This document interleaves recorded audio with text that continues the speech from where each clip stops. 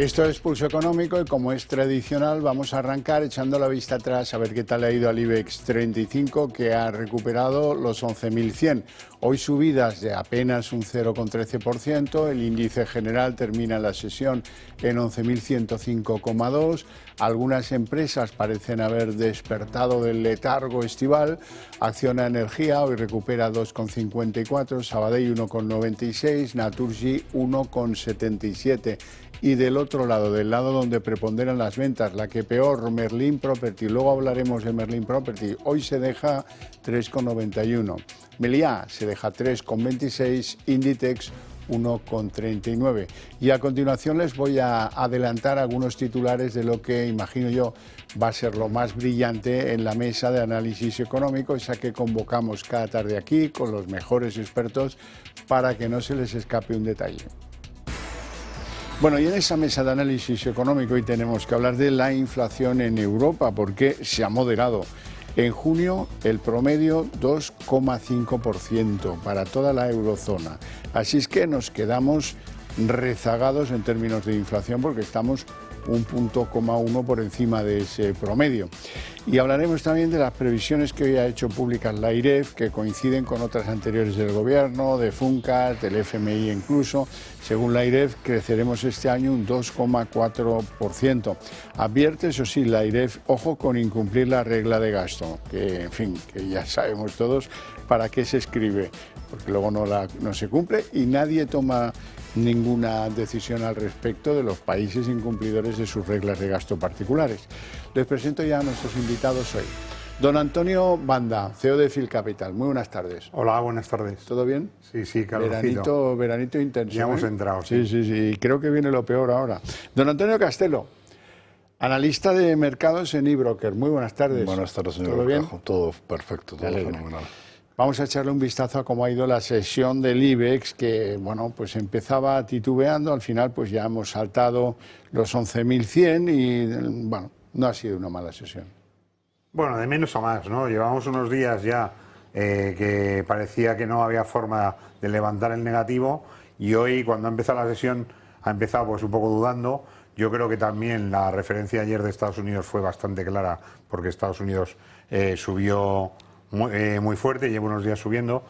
La causa fundamental es que empieza a haber una movilización de tecnología a sectores mucho más clásicos, ¿no? O sea que al final estamos hablando de consumo, estamos hablando de farma, cosas que han subido menos, pero en una bolsa.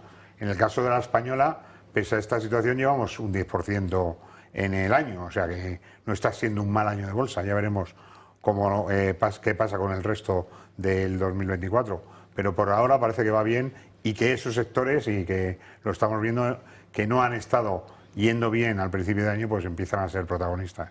Don Antonio. Completamente de acuerdo, no hay que añadir muchísimo más a lo que ha dicho Antonio. Bueno, lo que se está diciendo también, o sea, efectos de la bolsa americana, es que posiblemente hay dos aspectos que sí que están haciendo que se rote a esas empresas de menor capitalización. Uno, que el mercado está otra vez con la historia de bajan los tipos de interés un par de veces de aquí a final de año, y la segunda es que si gana Trump las elecciones, pues puede dar mucho apoyo fiscal, sobre todo a pequeñas y medianas empresas, igual que ocurrió años atrás cuando fue presidente, ¿no? Y entonces eso es lo que está un poco disparando la idea de ir hacia esos sectores. Ayer dijo Trump que mantendría a Jerome Powell al frente de la Reserva Federal, lo cual también pues supongo que da cierta estabilidad al sistema americano. Hablemos del sistema europeo, porque la inflación se moderaba en junio hasta un 2,5%, lo cual no es gran cosa, pero sí que nos deja ya en un papel de país con mucha inflación, que estamos un 1,1 por encima de esa cifra. ¿Cómo veis la cifra de inflación, Castelo? Bueno, pues a ver, la lectura preliminar publicada a principios de mes es lo que se ha confirmado hoy. Estamos más cerca a nivel europeo del objetivo del 2%, pero bueno, hay que ver algunos matices, ¿no? Por ejemplo, la inflación subyacente se mantiene en el 2,9%, sigue estando muy por arriba. Y también es muy importante ver que el IPC de servicios está en el 4,1% en junio, ¿no? Entonces, bueno, aquí hay que vigilarlo, ¿no? Que no se enfrían los servicios. No se enfrían, y por eso precisamente quizás esa es la explicación de por qué en España estamos muy arriba, porque el sector servicios tiene un peso mucho más importante en nuestra economía que otras economías más industriales como la alemana o incluso la francesa, ¿no? Banda. Sí, el dato, o sea, nosotros que hemos venido sacando pecho diciendo que íbamos por la parte más adelantada que el resto de Europa, primero subiendo y luego bajando, resulta que ahora que cuando es más necesario, pues empezamos a estar separándonos del resto de Europa, ¿no? Con una inflación un poco por encima, que además está costando ajustarla, ¿no? Y yo creo que efectivamente con el verano, con esas áreas que somos especialmente inflacionistas y que además no hay posibilidades, o por lo menos este gobierno no está tomando medidas para tomar mayor control, pues desde luego nos encontramos que va a ser difícil ajustarnos. Mientras que Alemania y Francia pues lleguen al 2%, veremos que, aunque parece que, y vamos a hablar luego del Banco Central Europeo, va a retrasar las bajadas de tipos, eso va a llevar también que la inflación probablemente pues sigue y se mantenga donde la tenemos ahora mismo, con poco movimiento. Vamos con el Banco Central Europeo. Mañana hay reunión. Nadie espera que se toquen los tipos de interés, que se mantenga todo en el 4,25 actual. Incluso en la siguiente reunión tampoco se espera, no la de mañana, sino la próxima, la que queda antes de irnos todos de vacaciones, o ya estando muchos de nosotros de vacaciones. El argumento en el Banco Central Europeo es, ¿lo veis como los precios de los servicios no se enfrían, no podemos tocar los tipos, ¿no? Castelo, ¿lo ves así? Sí, y los servicios y los salarios son los dos puntos de debate realmente en el Banco Central Europeo, servicios y salarios, que siguen a nivel macro, a nivel global, siguen bastante fuertes. Bueno, está claro, mañana no se van a tocar los tipos y lo que se espera, siempre se espera de estas reuniones de los bancos centrales, que el gobernador o presidente de turno pues digan algo, ¿no? Y quizás lo que yo tengo aquí anotado es que lo que va a estar más pendiente del mercado va a ser eso, va a ser servicios, porque es lo que, como hemos visto antes, el dato de inflación es el que está más para arriba, y salarios. Bueno, mañana, por cierto, en esa reunión del Banco Central Europeo, España no va a tener representante, porque el gobierno, mira que era fácil, sabíamos todos desde hace años cuándo cesaba el actual gobernador. Pero bueno, no sé qué están esperando, seguramente el presidente está más pendiente de Begoña, de los bulos, de las leyes para controlar a la prensa, ese tipo de cosas. El caso es que ¿qué cabeza tiene que no tengamos un gobernador designado para que asista a las reuniones? Bueno, asiste la subgobernadora, pero sin voto, porque al final es como para que se lea luego los resúmenes de la reunión. Es increíble que en una cosa como esta, que es importante, que es además una posición que en cuanto ven que fallas, pues o sea, te perjudica en todos los otros puestos de la Unión Europea y en otras, y a la hora de tomar decisiones sobre qué seriedad tiene este país, que no es capaz de ponerse de acuerdo para nombrar un cargo que además es un cargo representativo, o sea, no tiene que ser nadie próximo a nada, sino que sea una persona que esté capacitada para llegar y dar opinión y sobre todo representar al país en esas reuniones donde hay que sacar el cuchillo y ponérselo en los dientes, porque muchas veces hay que cortar alguna mano, algún cuello, lo que haga falta. Y sin embargo, pues no tener representante significa que lo dejarán para la siguiente y ya veremos, porque esto tiene pinta que a lo mejor se alarga mucho más, sobre todo si te empecinas en colocar a alguien a quien tú quieres. Por ejemplo, Escrivá. Bueno, hablemos de la AIREF. La AIREF ha exhibido hoy sus predicciones económicas. Dice que este año será de un crecimiento del 2,4 para la economía española. Coincide en eso con el, ya podríamos llamar, el consenso del crecimiento. Todos, el gobierno, FUNCAS, el Fondo Monetario, hablan del 2,4%. Eso sí, la AIREF ha hecho una advertencia. Ojo con la regla de gasto. Vamos a escuchar ahora a su representante, Cristina Herrero. Hemos revisado al alza el crecimiento económico para el año 2024, que se situaría en el 2,4%, cifra en este caso idéntica a la que ha presentado también el Gobierno, y es que estamos asistiendo a un crecimiento económico en los meses más recientes pues superior al que esperábamos. Y en este sentido, factores relevantes en este impulso del crecimiento económico están siendo pues la evolución positiva tanto del turismo como de la exportación de otros servicios, así como la afluencia de población extranjera que está contribuyendo a soportar el dinamismo tanto del mercado de trabajo como del gasto de las familias. Castelo, ¿de acuerdo con Airef? Bueno, lo que ha dicho es así, esos son los números y efectivamente aquí lo que hay que ver es el aumento del gasto, ¿no? Que dicen que la regla de gasto, que puede irse al 4,8%, cuando en Europa lo que se está estableciendo es el 2,6%, ¿no? La recomendación europea para España, ¿no? Está un poquito disparado. Y luego, pues también ver que, bueno, pues que el gasto computable de lo que son otras partes de la administración, que son las comunidades autónomas, que en España pues pesa mucho, los ayuntamientos, pues se puede ir muy para arriba, al 6,7% y al 7,3% respectivamente, ¿no? Entonces, con esto, pues alguien tendría que poner un poco de orden. Lo demás, que ¿por qué estamos creciendo? Bueno, lo hemos dicho muchas veces, venimos de más abajo, el crecer en porcentaje no tiene mayor dificultad, o sea, más dificultad cuando vienes de más abajo que cuando estás más arriba, y luego, pues efectivamente, como ha dicho ella, sector servicios, ya sea turismo por un lado, ya sea exportaciones de servicios por otro, que al final termina siendo lo mismo. Banda.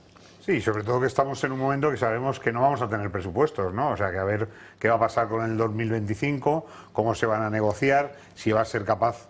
O sea, que estamos ahí en un momento que estos datos de crecimiento pues ayudan un poco a marcar el camino por el que va la economía española. Y efectivamente por los lados, por tanto por la parte de crecimiento como por la parte de gasto, parece que hay una idea común de qué es lo que tiene que ser. También cuando se ponen de acuerdo todas estas entidades parece que también el dato pues puede estar un poco controlado, ya veremos. A mí, desde luego, me da un poco de miedo que este dato esté tan en consenso, ¿no? Porque eso significa que hay algo que realmente no han estudiado. Ya. Bueno, vamos a hablar de una irresponsabilidad que se produce 2 o 3 veces en invierno cuando hace mucho frío y 2 o 3 veces en verano cuando hace mucho calor.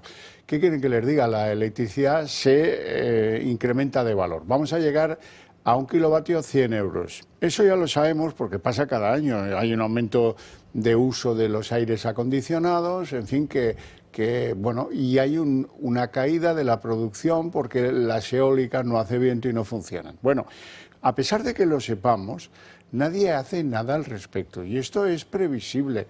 Vamos a ver, tomen medidas, no dejen que eso caiga sobre la espalda del que paga los recibos de la electricidad, tomen medidas que para eso están, configuren mejor los precios de la electricidad, se configuran de una manera absolutamente a precio, el precio residual de lo que tenemos que poner en marcha en el último minuto es el que condiciona el precio de todo lo demás. Qué bonito, hombre.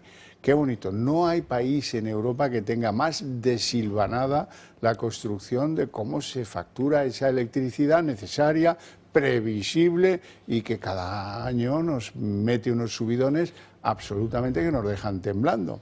Castelo. Pues bueno, completamente de acuerdo con lo que has dicho. Además, el problema es no disponer de un mix energético racional para atender estas situaciones, ¿no? Las renovables están muy bien, todos estamos de acuerdo con las renovables, pero es que luego las renovables se quejan también de que se tarda mucho en tener los servicios oportunos para poder enganchar sus parques eólicos y sus parques solares, ¿no? Con lo cual, pues bueno, debería de solucionarse, pero luego sobre todo buscar un mix energético que sea razonable, ¿no? Aquí hemos decidido cargarnos la energía nuclear sí o sí, cuando por ejemplo pues tenemos al otro lado de los Pirineos a Francia haciendo justo todo lo contrario. Hemos hablado aquí alguna vez también de lo que hacen en Alemania, que es más divertido, ponen en marcha las centrales de carbón, ¿no?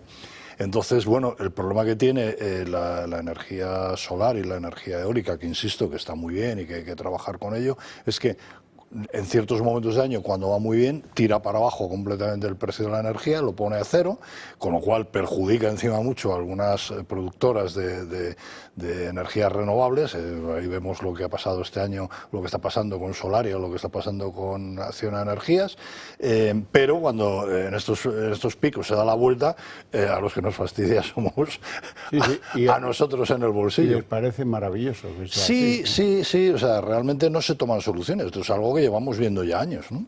Anda. Sí, sobre todo porque tenemos un cálculo de tarifa bastante complicado y hemos pasado por ello estos últimos años, desde los máximos hasta no saber cómo resolverlo, y efectivamente nos han puesto a resolverlo. Ahora han dejado como estaba y nos encontramos ahora que en estos picos, que son picos naturales de ciclo, no se toman medidas y se dispara la tarifa. ¿No sería mejor ajustarla y hacer una línea y intentar que estas cosas no pasasen? Pues bueno, yo creo que lo tienen muy complicado porque tampoco son capaces las productoras ni las distribuidoras en ponerse de acuerdo para solucionar esto. Y el gobierno, por su lado, tampoco tiene ningún interés. O sea que al final prefiere salir, dar la cara y decir luego que... El IVA, los impuestos indirectos están en los recibos. O sea, cuanto más alto esté, mejor, más ingresos. Claro. Y luego muy claro porque la vicepresidenta siempre dice que lo bueno es bajar la temperatura y luego ya lo hemos visto, que baja la temperatura para el resto de los españoles. Ella se aplica su propia temperatura. La solución de Sánchez, gastar 2.300 millones públicos, ojo con el anuncio, lo ha hecho esta mañana, en acelerar la transición energética. ¿Todavía nos va a costar 2.300 millones más, Pedro? ¿De verdad?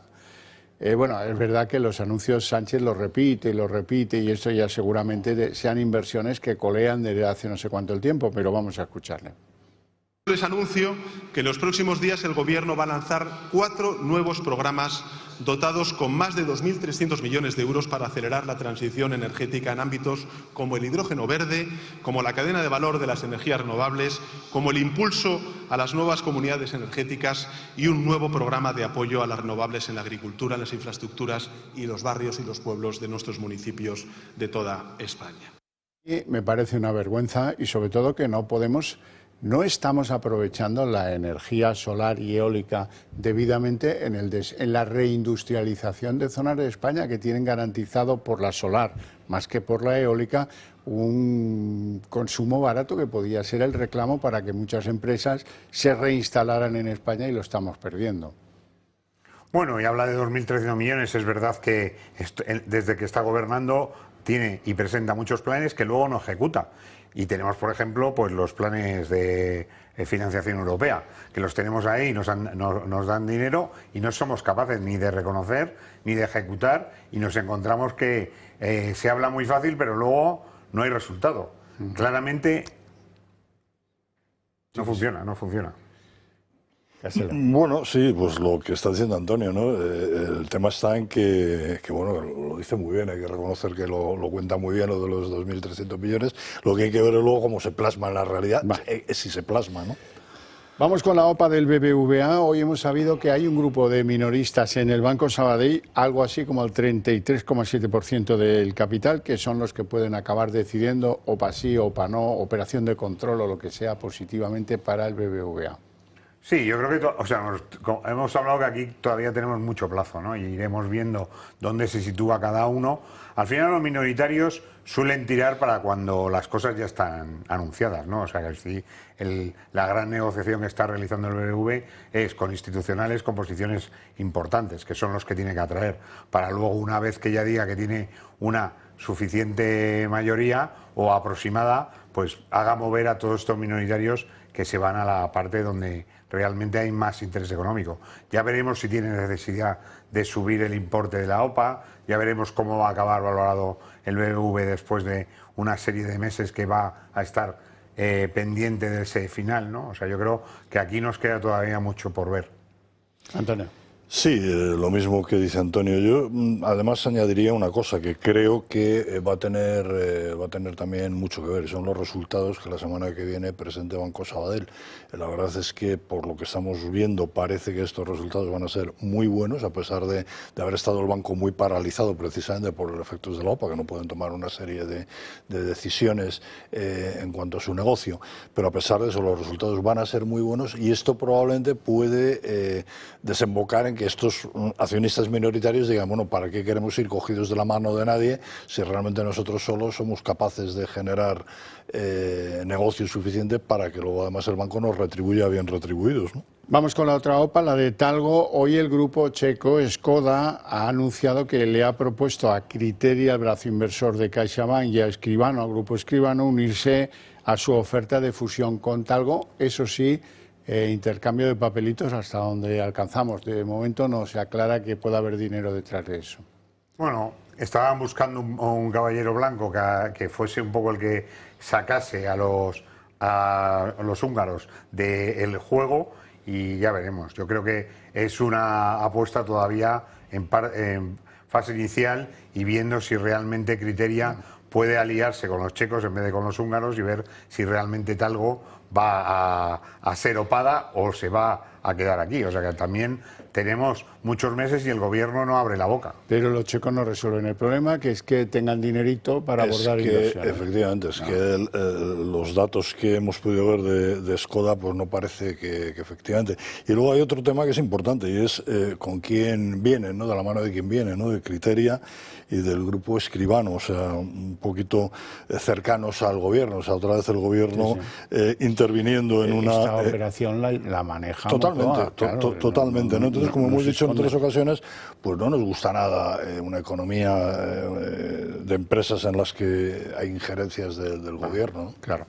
Bueno, Merlin Properties cae bastante en bolsa, 3,91 al cierre, pero ha llegado a caer un 5% porque espera una ampliación de capital. ¿Cómo lo veis? Bueno, pendientes efectivamente, parece que el Banco Santander ha dicho que va a ir a la ampliación, que va a aportar, y entonces, pues bueno, yo creo que la caída de la acción se debe más al ajuste puramente matemático de la dilución tras una ampliación de capital, que normalmente cuando el mercado ya conoce los datos, pues se ajusta previamente. Todavía tenemos pendiente de ver la valoración y cómo va a ser esa ampliación de capital, y a un efecto sobre si la compañía va bien o mal, porque al final lo que la compañía ha pedido es una ampliación de capital y la va a conseguir. O sea, a ver a qué destina esa ampliación y para qué va a servir en el futuro de... Bueno, 1.000 millones, que es lo que se estaba diciendo, es un 20% de la capitalización bursátil de Merlin.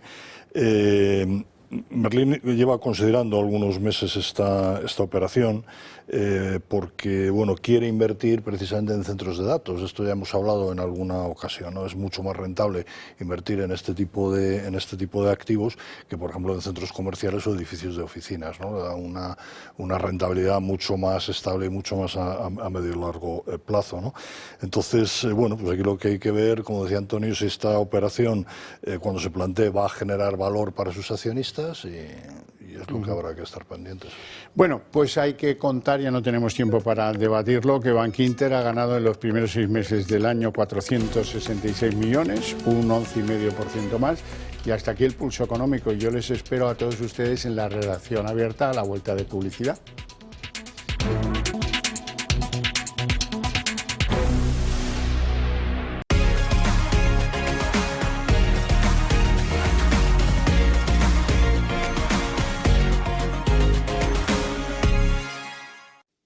¿No sería bonito que pudiésemos